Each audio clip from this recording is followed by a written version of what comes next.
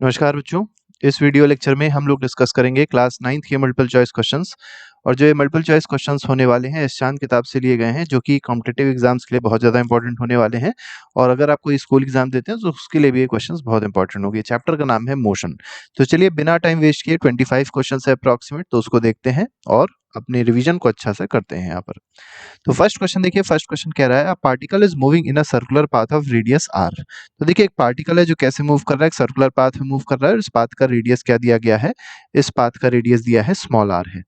The displacement after half a circle would be. अब जैसे मान लिया पार्टिकल ने यहाँ से चलना स्टार्ट किया, ए इनिशियल पॉइंट हो गया और हाफ सर्कल कंप्लीट किया, मतलब हाफ सर्कल कंप्लीट करके जस्ट अपोजिट पॉइंट पे पहुंच जाएगा, तो ए बी पॉइंट पे पहुंच गया। अब आपको पता ना डिस्प्लेसमेंट कितना होगा।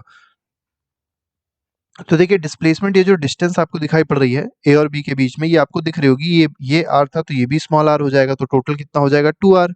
और 2r क्या होता है, डायमीटर होता है, तो डायमीटर के बराबर की डिस्टेंस इसमें हो जाएगी। तो ऑप्शन के हिसाब से अगर चले तो 0 गलत है, पाई आर गलत है, 2r is the correct answer.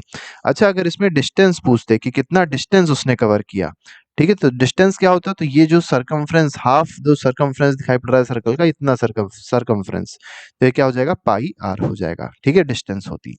Next पे आते हैं, अगला सवाल देखते हैं नेक्स्ट क्वेश्चन में क्या कहा गया। क्वेश्चन में कहा गया है the numerical ratio of displacement to distance for a moving object is. देखिए आपसे पूछा गया है डिस्प्लेसमेंट अपॉन डिस्टेंस की जो वैल्यू होती है ये हमेशा क्या होती है। तो देखिए कभी भी डिस्प्लेसमेंट जो होगा या तो बराबर होगा डिस्टेंस के, और या तो डिस्प्लेसमेंट कम होगा। इसीलिए अगर आप देखेंगे तो वैल्यू भी या तो बराबर होगी या तो कम होगी। इसका मतलब लेस देन और इक्वल टू 1। लेस देन और इक्वल टू क्या हो जाएगा, 1 हो जाएगा। जब दोनों बराबर हो जाएंगे तो दोनों कट के 1 हो जाएंगे, और जब डिस्प्लेसमेंट कम होगा तो लेस देन 1 हो जाएगा। तो इक्वल टू और मोर देन नहीं होगा, और लेस देन 1 मतलब डी ऑप्शन इसमें सही है। नेक्स्ट पे आते हैं, क्वेश्चन नंबर थर्ड कह रहा है boy is sitting on a merry go round. अब देखिए एक आप लोग ने झूला देखा होगा जिसको मैरी गो राउंड कहते हैं, वो ऐसे सर्कुलर मोशन करता है, which is moving with a constant speed. देखिए जो यहाँ पर मान लिया पर्सन है, ये कांस्टेंट स्पीड से मूव कर रहा है, और कितनी स्पीड है, 10 मीटर पर सेकंड की स्पीड है, कांस्टेंट है। This means that the boy is. अब देखिए आपको पता है बॉय क्या है, बॉय रेस्ट पे तो बिल्कुल भी नहीं है, मूविंग विद नो एक्सेलरेशन, तो क्या एक्सेलरेशन नहीं है। देखिए स्पीड तो कांस्टेंट है, लेकिन हर पॉइंट पे अगर आप डायरेक्शन देखेंगे बच्चे का, तो हर पॉइंट पे डायरेक्शन जो है बच्चे का वो बदल रहा है, और डायरेक्शन चेंज होने की वजह से क्या चेंज होता है, वेलोसिटी चेंज होती है। याद रखिएगा क्या चेंज होता है, वेलोसिटी चेंज होती है। और क्योंकि वेलोसिटी चेंज हो रही है तो हम लोग क्या कहेंगे कि जो बॉडी है वो इन एक्सेलरेशन होगा, इसमें क्या हो जाएगा, इन एक्सेलरेटेड मोशन होगा। कैसा मोशन है, एक्सेलरेटेड मोशन है। ठीक है, और एक्सेलरेटेड मोशन का मतलब वेलोसिटी यूनिफॉर्म नहीं है। ठीक है, नेक्स्ट पे आते हैं, क्वेश्चन नंबर फोर्थ देखते हैं। इसमें कहा गया in which of the following case of motion the distance moved and the magnitude of displacement are equal. मतलब डिस्टेंस और डिस्प्लेसमेंट कब बराबर होते हैं, तो याद रखिएगा जब भी बॉडी स्ट्रेट लाइन में मूव करती है। ठीक है, जब भी बॉडी स्ट्रेट लाइन में मूव करती है तो हमेशा डिस्टेंस और डिस्प्लेसमेंट क्या होते हैं, बराबर होते हैं। तो पहला ही ऑप्शन देख लीजिए, ये कहा गया है if the car is moving on a straight road, तो डिस्टेंस और डिस्प्लेसमेंट क्या हो जाएगा, बराबर हो जाएगा। नेक्स्ट पे आते हैं, नेक्स्ट क्वेश्चन में कहा गया, क्वेश्चन नंबर 5 है the speed of a moving object is determined to be 0.06 metre per second. This speed is equal to. देखिए आपको करना क्या है, मीटर पर सेकेंड को किलोमीटर पर आवर में कन्वर्ट करना है। तो आपको पता होगा कि 1 मीटर पर सेकेंड में कितने किलोमीटर पर आवर होते हैं, तो 18/5 किलोमीटर पर आवर होते हैं। और कितना आपको दिया है, 0.06 मीटर पर सेकेंड दिया है, तो कितना किलोमीटर पर आवर हो जाएगा, तो 18/5 को आप क्या कर दीजिए, 0.06 से मल्टीप्लाई कर दीजिए, आंसर आपका किलोमीटर पर आवर में आ जाएगा। कितना आएगा, तो ये आ जाएगा 0.216 किलोमीटर पर आवर। आप सॉल्व कर लीजिएगा, सॉल्व करेंगे तो कितना आ जाएगा, 0.216, ये पॉइंट है 216 kilometre per our will be the correct answer. तो इसमें सी ऑप्शन सही है। नेक्स्ट पे आते हैं, क्वेश्चन नंबर 6 देखते हैं। 6th क्वेश्चन में देखिए क्या कहा गया है, a freely falling object travels 4.9 metre in first second. तो फर्स्ट सेकंड में फ्री फॉलिंग ऑब्जेक्ट मतलब ऊपर से नीचे की ओर गिर रहा है, तो फर्स्ट सेकंड में उसने कितना डिस्टेंस कवर किया, मतलब मान लीजिए यहाँ पे 0 था टाइम, यहाँ पर 1 सेकंड हुआ, फिर ऐसे यहाँ पर 2 सेकंड मान लीजिए है था, और थोड़ा और नीचे आएंगे तो 3 सेकंड हो जाएगा। ठीक है, तो 1 सेकंड में कितना कवर कर रहा है, फर्स्ट सेकंड में जो कवर हो रही है डिस्टेंस वो कितनी है, 4.9 है। ठीक है, 14.7 in second and 24.5 in third second. अब ये जो टोटल, ये जो सेकेंड में जो डिस्टेंस कवर हुई, ये कितनी हो गई? 14.7 हो गई। और थर्ड में अगर आप देखें, थर्ड में कितनी हो गई? मतलब यहाँ से यहाँ तक की जो डिस्टेंस हो गई वो कितनी हो गई? 24.5 हो गई। ठीक है, अब बताना क्या है? This data shows that the motion of free falling object is a case of dash. अब देखिए, फर्स्ट सेकंड मतलब पहले अगर देखा जाए तो 1 सेकंड में कितना डिस्टेंस कवर हुआ? 4.9 मीटर कवर हुआ। अगला जो फर्स्ट सेकंड था उसमें कितना कवर हुआ? तो 14.7 माइनस 4.9 कवर हुआ, तो हो जाएगा 9.8 मीटर कवर हुआ। थर्ड में देखिए, थर्ड में कितना कवर हुआ? तो ये अगर डिस्टेंस देखी जाए पूरी तो 14.7 है और 24.5 है, तो 24.5 में से आप क्या कर दीजिए? 14.7 को सब्ट्रैक्ट कर दीजिए। ठीक है, तो इस तरीके से आपको ये वाली डिस्टेंस भी आपको यहाँ पर मिल जाएगी, मतलब थर्ड सेकंड में कितना डिस्टेंस कवर कर रहा है। तो फर्स्ट सेकंड में कितना कवर किया, सेकंड सेकंड में कितना कवर किया, थर्ड सेकंड में कितना कवर किया, इसको देख के अब आप बता सकते हैं कि मोशन कैसा होगा। ठीक है, तो देखिए यहाँ पर आप देख सकते हैं एक्सेलरेशन हो रहा है, डिस्टेंस लगातार चेंज हो रही है टाइम के साथ में। ठीक है, इसका मतलब इसमें क्या है? एक्सेलरेशन है। वेलोसिटी चेंज हो रही है, इसका मतलब क्या है? एक्सेलरेशन। और कैसा एक्सेलरेशन होगा? यूनिफॉर्म। क्योंकि आपको एक और चीज पता होनी चाहिए कि जब भी फ्री फॉल होता है तो फ्री फॉल में जो एक्सेलरेशन होता है that is always equal to small g, मतलब एक्सेलरेशन ड्यू टू ग्रेविटी के बराबर होता है। तो इसलिए आप कह सकते हैं कि जो मोशन होगा कैसा होगा? यूनिफॉर्म मोशन होगा, यूनिफॉर्म एक्सेलरेशन होगा, मोशन नहीं होगा, यूनिफॉर्म एक्सेलरेशन होगा। नेक्स्ट पे आते हैं, क्वेश्चन नंबर 7 में कहा गया when a car runs on a circular track. तो देखिए एक कार है और ये सर्कुलर ट्रैक पे रन कर रही है विद अ यूनिफॉर्म स्पीड। याद रखिएगा स्पीड यूनिफॉर्म है। Its velocity is said to be changing, this is because. अब देखिए उसकी वेलोसिटी क्यों चेंज हो रही है? अभी हमने आपको बताया था स्पीड यूनिफॉर्म होने के बावजूद वेलोसिटी केवल इसलिए चेंज होती है क्योंकि हर पॉइंट पे अगर आप देखेंगे तो जो डायरेक्शन है वो चेंज हो रहा है। ठीक है, तो the car has uniform acceleration, गलत है। The direction of car varies continuously, यही आपका ऑप्शन सही होगा क्योंकि हर पॉइंट पे जो डायरेक्शन होता है कार का वो कंटिन्यूअसली चेंज हो रहा है। एट्थ पे आते हैं, एट्थ क्वेश्चन में कहा गया विच of the following statement is correct regarding velocity and speed of moving body. तो वेलोसिटी और स्पीड से रिलेटेड कौन सी बात यहाँ पर सही है, ये आपको यहाँ पर बताना है। तो पहला दिया गया velocity of moving body is always higher than its speed. तो वेलोसिटी क्या हमेशा ज्यादा होगी स्पीड से? नहीं, तो एक बराबर भी हो सकती है। सेकंड कह रहा है speed of moving body is always, ये भी गलत है। Speed of moving body its velocity in a given direction. देखिए यहाँ पर कहा गया स्पीड जो है वो वेलोसिटी होती है गिवन डायरेक्शन में, ये गलत है। लेकिन जो आखिरी ऑप्शन है वो सही कह रहा है कि velocity of moving body is its speed in a given direction. तो यहाँ पर डी ऑप्शन सही हो जाएगा। नेक्स्ट पे आते हैं, नाइन्थ क्वेश्चन को देखेंगे which of the following can sometime be zero for a moving body. अब क्या क्या चीजें जीरो हो सकती है मूविंग बॉडी के लिए? तो एवरेज वेलोसिटी, तो एवरेज वेलोसिटी जीरो हो सकती है, बिल्कुल जीरो हो सकती है। कब? जब डिस्प्लेसमेंट जीरो होगा। क्या जीरो होगा? डिस्प्लेसमेंट जीरो होगा तो एवरेज वेलोसिटी जीरो हो सकती है। डिस्टेंस कभी भी जीरो नहीं हो सकता, एवरेज स्पीड कभी भी जीरो नहीं हो सकती और डिस्प्लेसमेंट भी जीरो हो सकता है। कब ये जीरो होगा? जब इनिशियल पॉइंट, ठीक है, initial point and final point, ठीक है, दोनों दोनों क्या होंगे? सेम जगह पे लाई करेंगे। ठीक है, दोनों दोनों जब सेम होते हैं तब हम लोग कहते हैं क्या? कि डिस्प्लेसमेंट भी जीरो होगा। तो दोनों चीजें इसमें जीरो हो सकती है, एवरेज वेलोसिटी जीरो हो सकती है और एवरेज मतलब टोटल डिस्प्लेसमेंट भी जीरो हो सकता है। टेंथ क्वेश्चन पे आते हैं। टेंथ क्वेश्चन कह रहा है when a car driver travelling at a speed of 10 metre per second. तो स्पीड क्या दी गई है? तो इनिशियल स्पीड दी गई है 10 मीटर पर सेकंड से चल रहा था, ब्रेक लगा और ब्रेक के बाद जो है कार रेस्ट पे आ गई, मतलब फाइनल वेलोसिटी क्या हो गई? जीरो हो गई। कितने टाइम में? तो टाइम दिया गया है 20 सेकेंड्स में। पूछा गया रिटार्डेशन क्या होगा। अच्छा, रिटार्डेशन होता क्या है? तो निगेटिव ऑफ एक्सेलरेशन होता है। क्या होता है? निगेटिव ऑफ एक्सेलरेशन होता है। तो पहले एक्सेलरेशन निकाल लेते हैं। एक्सेलरेशन का फॉर्मूला होता है v minus u upon t, मतलब final velocity minus initial velocity upon time. v कितना है? देखिए v है 0, इनिशियल वेलोसिटी कितनी है? 10 है, टाइम कितना दिया है? 20 दिया है। तो -10/20 आप करेंगे, ये आंसर आ जाएगा -10/20, मतलब ये हो जाएगा माइनस ऑफ 0.5, ठीक है, मीटर पर सेकेंड स्क्वायर। लेकिन अब ध्यान से देखिए, ये जो -0.5 आया ये आपका क्या आया? एक्सेलरेशन आया। तो रिटार्डेशन क्या होता है? माइनस ऑफ एक्सेलरेशन होता है। तो इसको माइनस और माइनस 0.5 आप कर दीजिए तो कितना आ जाएगा? 0.5 मीटर पर सेकेंड स्क्वायर हो जाएगा। तो यहाँ पर प्लस में 0.5 आंसर आएगा। याद रखिएगा निगेटिव में नहीं आया क्योंकि रिटार्डेशन पूछा गया था। नेक्स्ट पे आते हैं, 11th क्वेश्चन को देखते हैं। 11th क्वेश्चन में क्या कहा गया? इसमें कहा गया है विच of the following could not be a unit of speed. इसमें से स्पीड यूनिट क्या नहीं हो सकती है? तो देखिए किलोमीटर पर आवर हो सकती है, ठीक है, मीटर पर सेकंड हो सकती है, मिलीमीटर पर सेकंड भी हो सकती है, लेकिन ये सेकंड पर मीटर जो है ये नहीं हो सकती। तो इसमें जो बी ऑप्शन है that is the correct answer. Next पे आते हैं 12th question. One of the following is not a vector quantity. अब देखिए वेक्टर क्वांटिटी होती क्या है, तो वेक्टर क्वांटिटी वो होती है जिसके पास एक फिक्स्ड मैग्नीट्यूड भी होता है, ठीक है, और डायरेक्शन भी होती है, ठीक है, जिसके पास फिक्स्ड मैग्नीट्यूड भी होगा, फिक्स्ड डायरेक्शन भी होगी, तो उसको क्या कहते हैं, वेक्टर क्वांटिटी कहते हैं। पूछा गया कौन सी वेक्टर क्वांटिटी नहीं है, तो डिस्प्लेसमेंट वेक्टर है, स्पीड जो है ये स्केलर है, कैसी है ये, स्केलर है, एक्सेलरेशन भी वेक्टर है और वेलोसिटी भी क्या है, वेक्टर है, तो इसका आंसर क्या हो जाएगा, बी ऑप्शन इसका सही हो जाएगा। नेक्स्ट पे आते हैं 13th, कहा गया विच of the following could not be a unit of acceleration. अब एक्सेलरेशन जो होता है उसका फॉर्मूला अगर देखेंगे तो होता है v minus u upon T.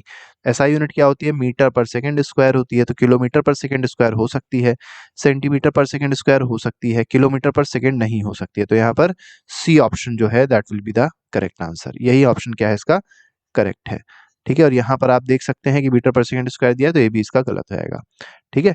तो यहाँ पर नेक्स्ट पे आते हैं, अगला सवाल देखते हैं। नेक्स्ट क्वेश्चन देखिए, क्वेश्चन नंबर 14 है। इसमें कहा गया a bus increases its speed from 36 kilometre per hour to 72 kilometre per hour in 10 seconds. तो सबसे पहला काम ये करना है, आप देख सकते हैं टाइम दिया गया है सेकेंड्स में और स्पीड दी गई किलोमीटर पर आवर में। तो पहले ये इनिशियल स्पीड है, इनिशियल स्पीड को आप पहले क्या कर लीजिए, 36 किलोमीटर पर आवर लिखा हुआ है, तो इसको आप क्या करिए, पहले 5/18 से मल्टीप्लाई कर दीजिए, तो आपको स्पीड मिल जाएगी मीटर पर सेकंड में, ठीक है। तो 18 टू जा 36, 5 टू जा 10, तो आ जाएगा 10 मीटर पर सेकेंड, ये आपकी इनिशियल स्पीड आ गई। फाइनल स्पीड के लिए आपको क्या करना है, 72 है, तो 72 इंटू 5/18 कर दीजिए, तो 18 4 जा 72 होता है, 4 5 जा 20, तो 20 मीटर पर सेकेंड आपकी फाइनल स्पीड आ गई। एक्सेलरेशन का फॉर्मूला आपको पता ही होना चाहिए, v minus u upon T होता है। आपने फॉर्मूला अप्लाई किया, v कितना था, v आप देख सकते हैं 20 है, इनिशियल वेलोसिटी कितनी है, 10 है, अपॉन टाइम कितना आपको दिखाई पड़ रहा है, टाइम भी 10 दिया गया, तो 10 अपॉन 10 मतलब 1 metre per second square, this is the required answer. तो इसमें डी ऑप्शन जो है वो बिल्कुल सही हो जाएगा। नेक्स्ट पे आते हैं, अगला सवाल देखते हैं, क्वेश्चन नंबर 15 है। A bus moving along a straight line at 20 meter per second undergoes an acceleration of 4 meter per second square. After 2 seconds, its speed will be। तो देखिए एक स्ट्रेट लाइन में गाड़ी चल रही है और स्पीड दी गई है 20 मीटर पर सेकंड, मतलब इनिशियल स्पीड कितनी है, 20 मीटर पर सेकंड है। एक्सेलरेशन कितना दिया है, तो एक्सेलरेशन दिया है 4 मीटर पर सेकंड स्क्वायर का, ये भी ठीक है। 2 सेकंड के बाद उसकी स्पीड बतानी है, तो टाइम कितना है, 2 सेकंड्स है। 2 सेकंड्स के बाद उसकी कौन सी स्पीड बतानी है, तो फाइनल वेलोसिटी बतानी है, तो फाइनल वेलोसिटी फॉर्मूला लगा लीजिए, v is equal to u plus a t, ऐसे फॉर्मूला लग जाएगा।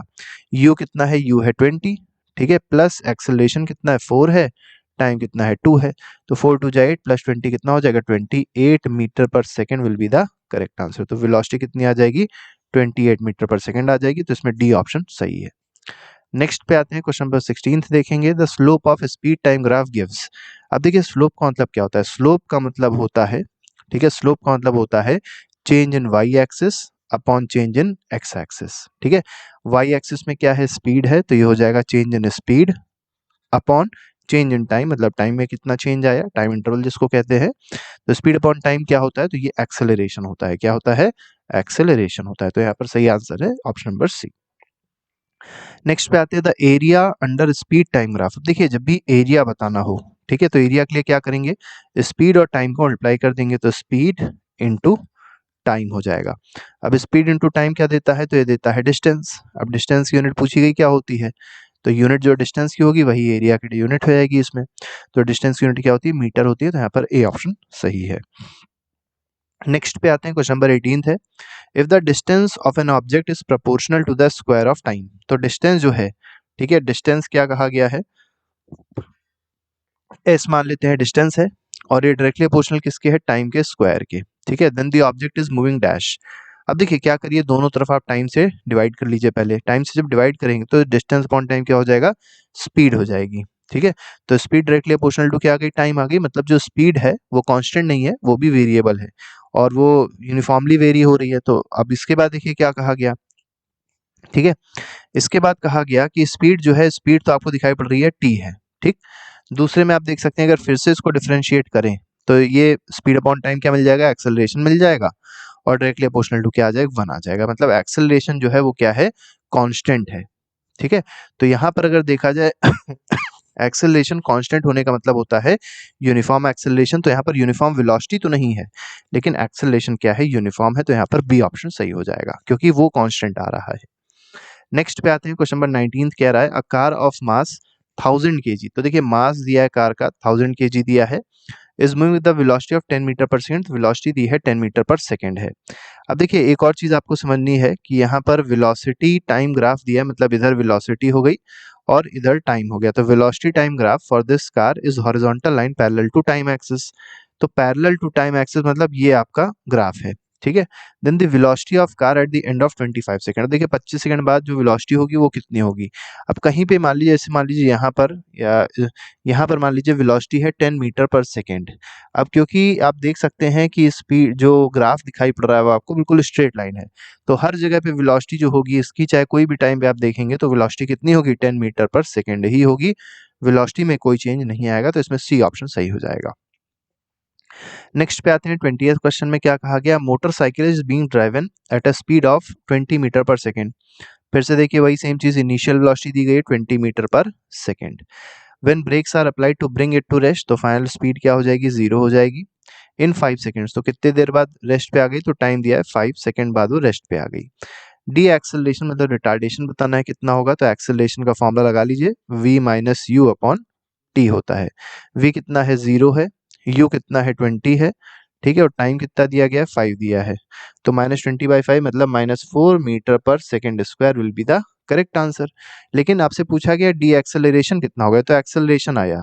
अब डी एक्सेलरेशन मतलब रिटार्डेशन, ठीक है, तो एक्सेलरेशन का जो रिटार्डेशन होता है वो माइनस ऑफ एक्सेलरेशन होता है, तो हो जाएगा -4 मतलब 4 मीटर पर सेकेंड स्क्वायर। तो यहाँ पर 4 आंसर होगा, प्लस में होगा याद रखिएगा, माइनस में नहीं होगा। तो A option is correct. Next में आते हैं, क्वेश्चन नंबर 21 देखते हैं। 21 में कहा गया a sprinter is running along the circumference of a big sports stadium with a constant speed, which of the following do you think is changing in this case. क्या change हो रहा है, आप देखिए स्पीड तो कांस्टेंट है, इसका मतलब क्या सेम होगा, तो स्पीड का मैग्नीट्यूड जो है, ठीक है, स्पीड सेम है, इसका मतलब वेलोसिटी का मैग्नीट्यूड सेम है, लेकिन क्या चेंज हो रही है, डायरेक्शन लगातार, क्योंकि सर्कुलर मोशन कर रहा होगा तो डायरेक्शन लगातार चेंज हो रही होगी। तो magnitude of acceleration is being produced, ठीक है, इज चेंजिंग। तो आपको होता है ना क्या चेंज हो रहा है, तो क्या एक्सेलरेशन चेंज हो रहा है। दूसरा कहा गया डिस्टेंस कवर्ड बाय स्प्रिंटर पर सेकंड, ये गलत है। डायरेक्शन इन विच स्प्रिंटर, ये सही है। इसमें देखिए सी ऑप्शन सही होगा कि जो डायरेक्शन है वो लगातार क्या हो रही है, चेंज हो रही है। सेंट्रीपिटल फोर्स जो है तो वो एक्ट तो कर रहा होगा लेकिन वो चेंज नहीं होगा, क्योंकि इसमें कहा गया क्या चीज चेंज हो रही है, ठीक है। तो मैग्नीट्यूड ऑफ एक्सेलरेशन चेंज नहीं हो रहा है, वो भी कांस्टेंट है। नेक्स्ट पे आते हैं, क्वेश्चन नंबर 22 देखते हैं। Student draws a distance time graph for a moving scooter and finds that the section of graph is horizontal line parallel to time axis. तो देखिए ग्राफ जो आ रहा है कुछ इस तरीके का आ रहा है। कौन सा ग्राफ बनाया है, तो डिस्टेंस टाइम ग्राफ। तो ये डिस्टेंस हो गई और इधर की ओर आपका हो गया टाइम। अब जो ग्राफ आ रहा है कैसा आ रहा है, टाइम एक्सिस के पैरेलल आ रहा है, मतलब कुछ इस तरीके का आ रहा है। अब क्या पता चल रहा है इसे आपको बताना है। तो देखिए हर पॉइंट पे जो डिस्टेंस है टाइम के साथ सेम रह रही है। अब क्योंकि डिस्टेंस सेम रह रही है, इसका मतलब जो स्कूटर है वो किस पे है, रेस्ट पे है।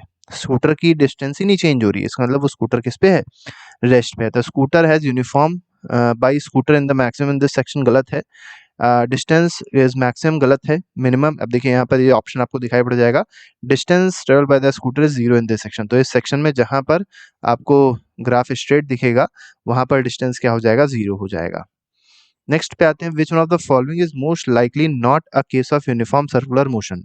तो इसमें यूनिफॉर्म सर्कुलर मोशन कौन सा नहीं होगा, तो motion of earth around the sun, motion of toy train along the circular path, are hand. देखिए ये जो पहला ही ऑप्शन है ये सर्कुलर मोशन नहीं होगा, क्योंकि सन आपको पता होगा, सन अगर सेंटर पे माना जाए तो जो अर्थ है वो सर्कुलर पाथ में नहीं मूव करती, अर्थ एक इलिप्टिकल पाथ में मूव करती है। कैसे पाथ में मूव करती है, इलिप्स की तरफ पाथ होता है, इसको कहते हैं इलिप्टिकल पाथ, ठीक है। तो इलिप्टिकल पाथ में जो है वो अर्थ मूव करती है सन के अराउंड, तो यहाँ पर इसीलिए सर्कुलर मोशन का ये ऑप्शन नहीं है, ठीक है। टॉय ट्रेन सर्कुलर पाथ में मूव कर रही है तो ठीक है, रेसिंग कार सर्कुलर, ये भी ठीक है। आर हैंड जो है डायल क्लॉक में भी सर्कुलर मोशन करती है, ये भी ठीक है, ठीक है, वो भी यूनिफॉर्म भी कर रही है। नेक्स्ट पे आते हैं 24th क्वेश्चन, दो क्वेश्चन और बचे हैं। एसआई यूनिट ऑफ एक्सेलरेशन, तो एक्सेलरेशन की एसआई यूनिट क्या होती है, तो मीटर पर सेकेंड स्क्वायर होती है, अभी हमने बताया था। तो यहाँ पर जो बी ऑप्शन है वो सही हो जाएगा, metre per second square. Next पे आते हैं, लास्ट क्वेश्चन है हमारा आज का। इसमें कहा गया था area covered between velocity time graph represents. तो वेलोसिटी टाइम ग्राफ है, देखिए हमने भी आपको बताया था कि जो एरिया होता है, एरिया का मतलब होता है दोनों का मल्टीप्लिकेशन। तो वेलोसिटी को आप क्या करेंगे, वेलोसिटी और टाइम को मल्टीप्लाई कर देंगे, और जब वेलोसिटी और टाइम को मल्टीप्लाई किया जाता है तो क्या मिलता है हम लोग को, डिस्प्लेसमेंट मिलता है। क्या मिलता है, डिस्प्लेसमेंट मिलता है। तो यहाँ पर बी ऑप्शन जो है that will be the correct answer. तो इस तरीके से ये सारे क्वेश्चंस थे जो हम लोग ने डिस्कस किए। इसके अलावा बहुत सारे क्वेश्चंस हैं जो पहले से ही प्लेलिस्ट में डाल दिए गए हैं, उसको आप जाके देख सकते हैं और अपने चैप्टर का रिवीजन अच्छे से कर सकते हैं। तो अभी के लिए फिलहाल इतना ही रखते हैं। Thank you very much, goodbye, जय हिंद।